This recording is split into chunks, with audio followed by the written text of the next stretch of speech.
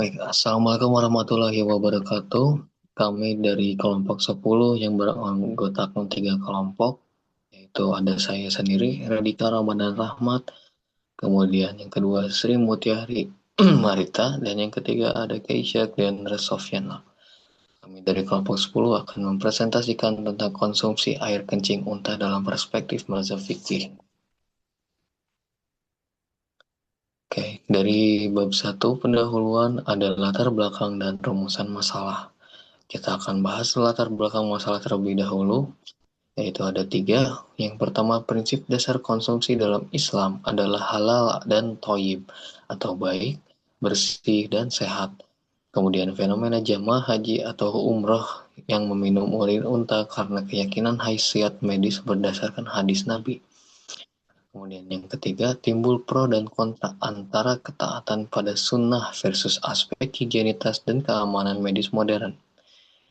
Terdapat Quran Surat Al-Baqarah 172 yang mengatakan, "Hai orang-orang yang beriman, makanlah di antara rezeki yang baik-baik yang kami berikan kepadamu." Kemudian ada rumusan masalah. Yang pertama, bagaimana status hukum kenajisan urin hewan makul al-laham atau yang halal dimakan dagingnya menurut 4 mazhab.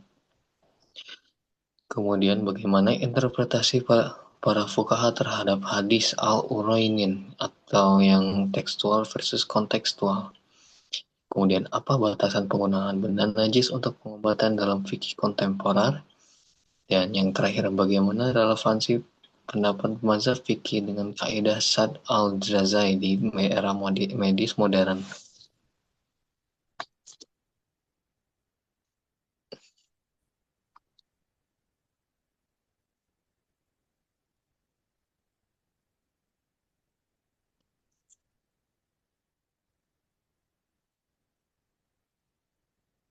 Bab 2 membahas tentang pengertian najis dan hadis terkait.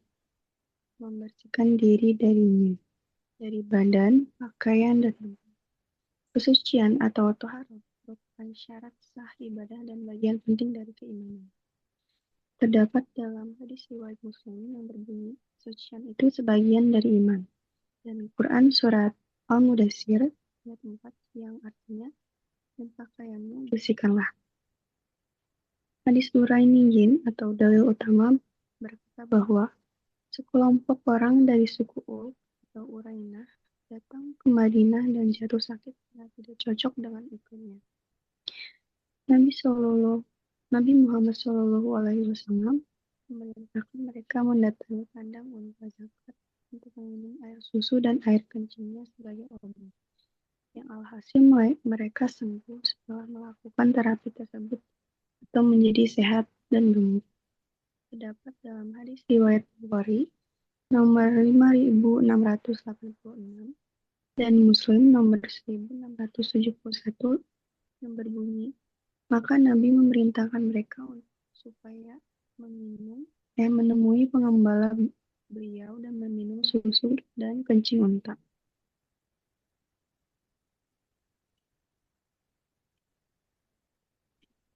Bab 3 membahas tentang perspektif 4 mazhab.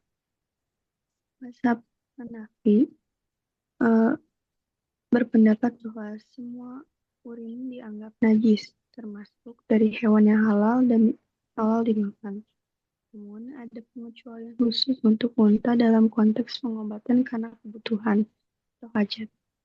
Dalil utamanya hadis larangan istinja dengan kotoran hewan. Hadis riwayat Bukhari dipahami sebagai najis secara umum.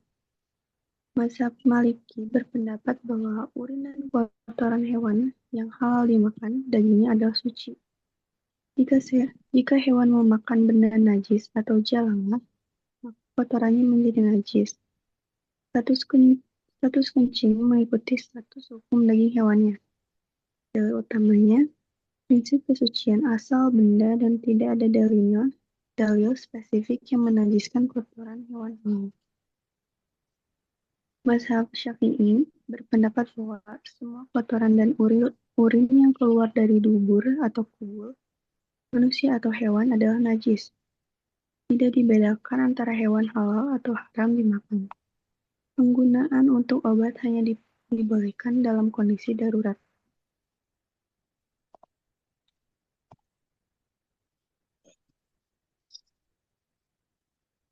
Dah, Dah, akunnya. go. Oke. Lalu bab selanjutnya ada batasan dan implikasi medis. Batasan penggunaan benda najis. Penggunaan benda najis untuk pengobatan diperbolehkan hanya dalam kondisi darurat berdasarkan kaidah. Keadaan darurat membolehkan hal-hal yang dilarang. Yang pertama, tidak ada alternatif halal yang suci dan memiliki khasiat setara. Yang kedua, terbukti efektif secara medis oleh ahli yang kompeten seperti dokter muslim terpercaya. Dan yang ketiga, digunakan sesuai kadar kebutuhan atau tidak berlebihan. Dalil pendukungnya yaitu berobatlah kalian, tetapi jangan berobat dengan yang haram. Hadis riwayat Abu Dawud. Yang selanjutnya ada Sad al-Zarai dan medis modern. Prinsip Sad al-Zarai menutup jalan menuju kerusakan relevan digunakan karena adanya potensi bahaya mudorot. Yang pertama yaitu risiko kesehatan. Urin adalah limbah metabolisme yang mengandung zat sisa dan racun tubuh. Yang kedua ada potensi penularan penyakit. Risiko kontaminasi bakteri dari virus zoonosis dari hewan ke manusia dan rekomendasi medis dan WHO. WHO menegaskan risiko penularan MERS-CoV dari unta melalui cairan tubuh.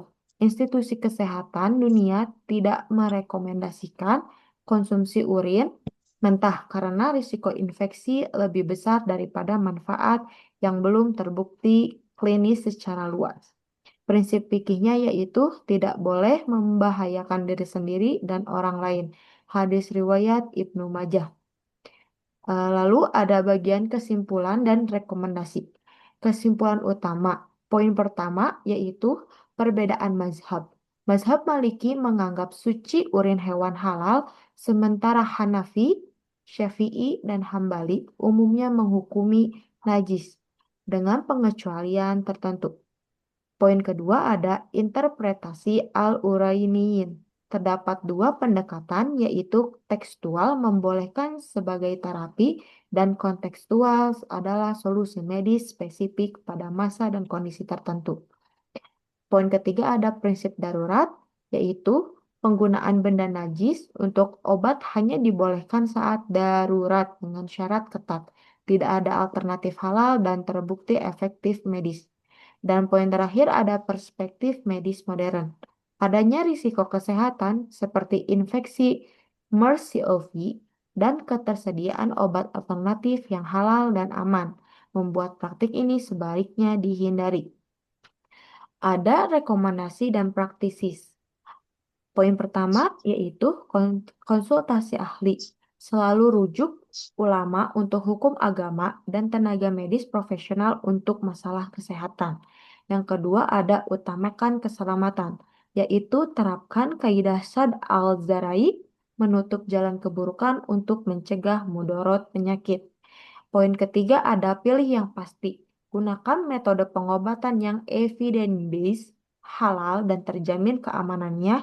Lalu poin terakhir yaitu edukasi umat, yaitu pentingnya pencerahan agar masyarakat tidak terjebak klaim pengobatan tanpa dasar ilmiah yang kuat.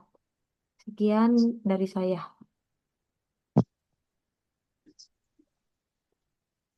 Baik, segini saja dari kelompok kami. Terima kasih telah menonton secara seksama. Assalamualaikum warahmatullahi wabarakatuh.